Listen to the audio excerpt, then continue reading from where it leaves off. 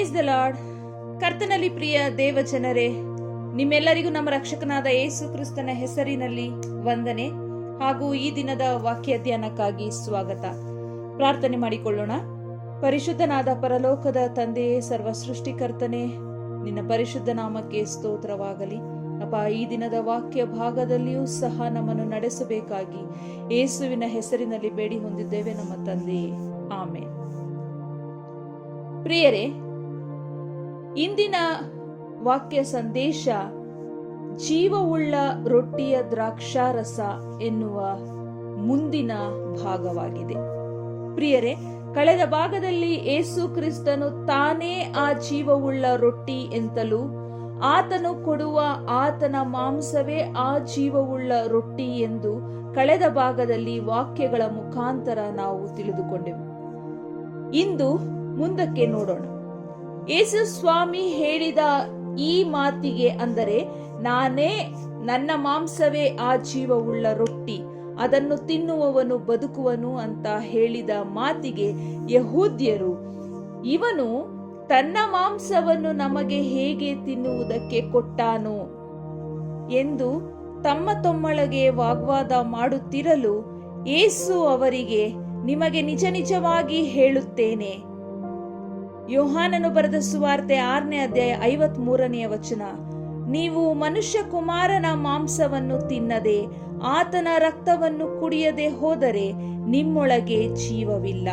ನನ್ನ ಮಾಂಸವನ್ನು ತಿಂದು ನನ್ನ ರಕ್ತವನ್ನು ಕುಡಿಯುವವನು ನಿತ್ಯ ಜೀವವನ್ನು ಹೊಂದಿದ್ದಾನೆ ಮತ್ತು ನಾನು ಅವನನ್ನು ಕಡೇ ದಿನದಲ್ಲಿ ಎಬ್ಬಿಸುವೆನು. ಯಾಕಂದರೆ ನನ್ನ ಮಾಂಸವೇ ನಿಜವಾದ ಆಹಾರ, ನನ್ನ ರಕ್ತವೇ ನಿಜವಾದ ಪಾನ. ನನ್ನ ಮಾಂಸವನ್ನು ತಿಂದು ನನ್ನ ರಕ್ತವನ್ನು ಕುಡಿಯುವವನು ನನ್ನಲ್ಲಿ ಇರುತ್ತಾನೆ, ನಾನು ಅವನಲ್ಲಿ ಇರುತ್ತೇನೆ.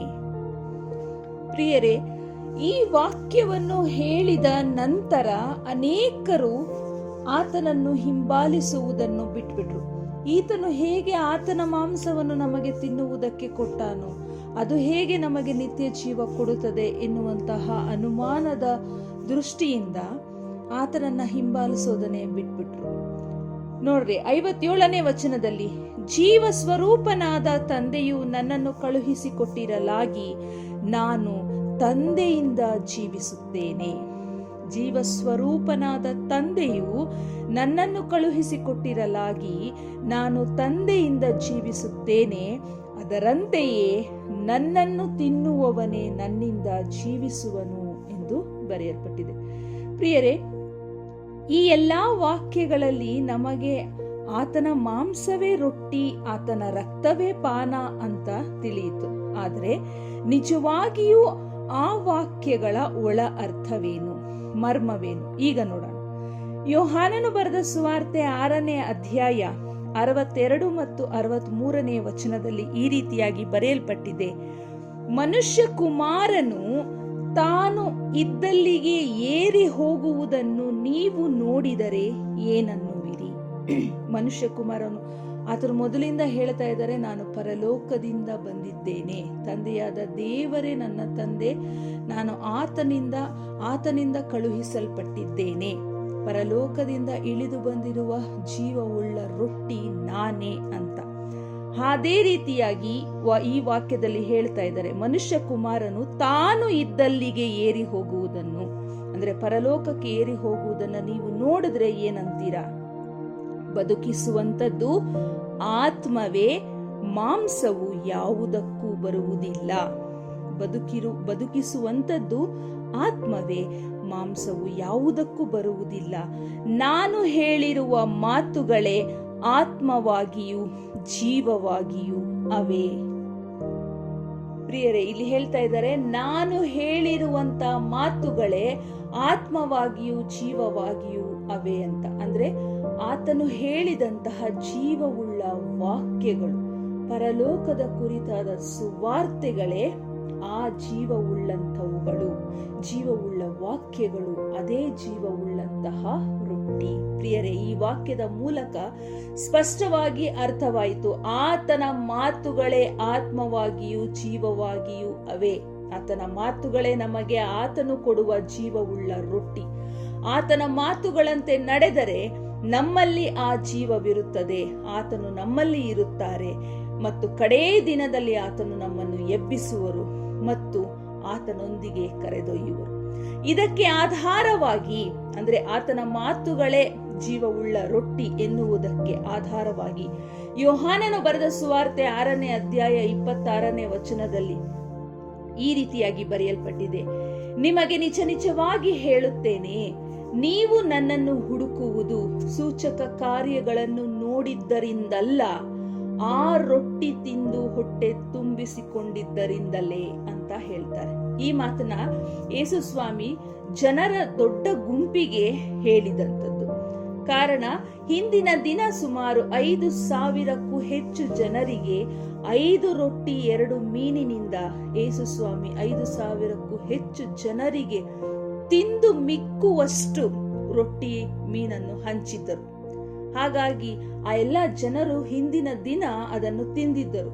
ಹಾಗಾಗಿ ಮರುದಿವಸ ಆ ಜನರಿಗೆ ಯೇಸು ಸ್ವಾಮಿ ಈ ಮಾತನ್ನ ಹೇಳಿದ್ದು ಏನಂದ್ರೆ, ನೀವು ನನ್ನನ್ನು ಹುಡುಕುತ್ತಿರುವುದು ಸೂಚಕ ಕಾರ್ಯಗಳನ್ನು ನೋಡಿದ್ದರಿಂದಲ್ಲ, ಆ ರೊಟ್ಟಿ ತಿಂದು ಹೊಟ್ಟೆ ತುಂಬಿಸಿಕೊಂಡಿದ್ದರಿಂದಲೇ. ಆದರೆ ಇಲ್ಲಿ ಒಂದು ಗೂಢಾರ್ಥ ಇದೆ.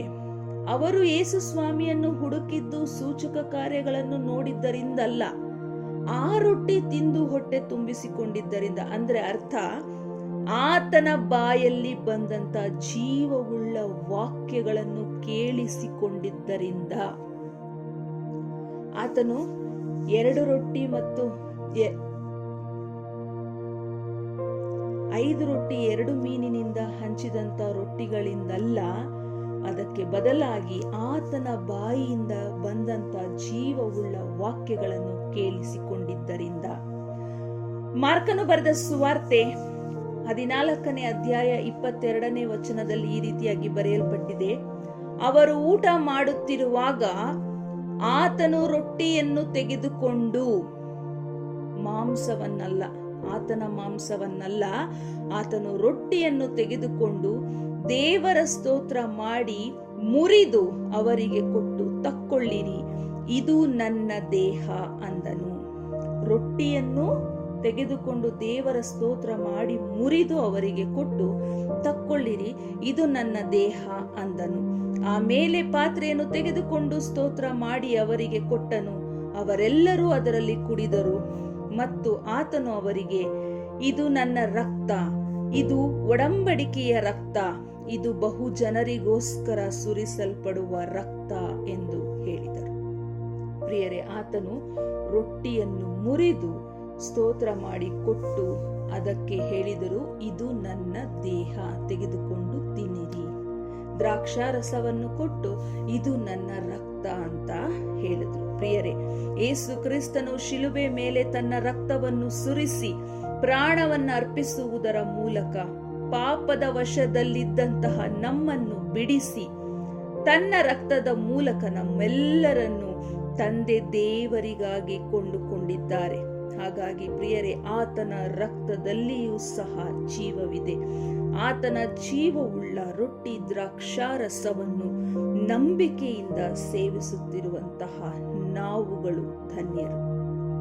ಇವೆಲ್ಲವುಗಳಿಗಾಗಿ ತಂದೆ ದೇವರಿಗೆ ಘನಮಾನ ಮಹಿಮೆ ಸಲ್ಲಲಿ. ಪ್ರಿಯರೇ, ಇನ್ನು ಮುಂದಿನ ದಿನಗಳಲ್ಲಿಯೂ ನಾವು ಎಷ್ಟು ಬಾರಿ ಆ ರೊಟ್ಟಿ ಮತ್ತು ದ್ರಾಕ್ಷಾರಸದಲ್ಲಿ ಪಾಲು ತೆಗೆದುಕೊಳ್ಳುತ್ತೇವೋ ಅಷ್ಟು ಸರಿಯು ನಮ್ಮ ತಪ್ಪುಗಳನ್ನು ಜ್ಞಾಪಿಸಿಕೊಂಡು ಅದಕ್ಕೆ ಕ್ಷಮೆ ಯಾಚಿಸುತ್ತಾ ಆತನು ನಮಗಾಗಿ ಮಾಡಿದಂತಹ ತ್ಯಾಗವನ್ನು ನೆನೆಸಿಕೊಳ್ಳುತ್ತಾ ನಮ್ಮನ್ನು ನಾವು ಆತನ ಚಿತ್ತಕ್ಕೆ ಒಪ್ಪಿಸಿ ನಡೆದುಕೊಳ್ಳುವಂಥದ್ದು ನಮ್ಮೆಲ್ಲರ ವಿಷಯದಲ್ಲಿ ತಂದೆಯಾದ ದೇವರ ಚಿತ್ತವೂ ಆಗಿದೆ ಹಾಗೂ ನಮ್ಮೆಲ್ಲರ ಕರ್ತವ್ಯವೂ ಆಗಿದೆ. ಇದರಂತೆ ತಂದೆ ದೇವರು ನಮ್ಮೆಲ್ಲರನ್ನು ನಡೆಸಲಿ. ಆಮೇನ್.